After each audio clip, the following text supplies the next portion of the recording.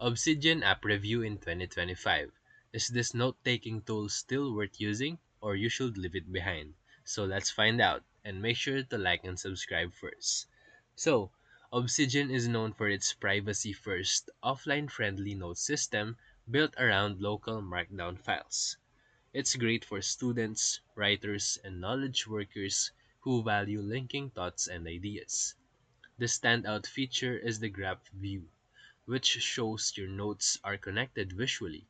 This is ideal for people practicing Zettelkasten or building knowledge networks. Over the past year, Obsidian has improved its plugins, mobile app, and sync features. Community plugins allows you to turn it into a task manager, calendar, or even writing studio. However, the learning curve is still there.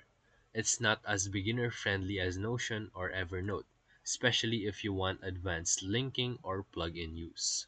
Also, features like sync and publishing requires a paid subscription, through the core app remains free. If you're looking for a minimal distraction-free environment that gives you full data control and deep linking, Obsidian is still one of the best choices in 2025. So if this video helped you, feel free to like and subscribe for more quick tutorials, reviews, and comparison videos. Thank you for watching.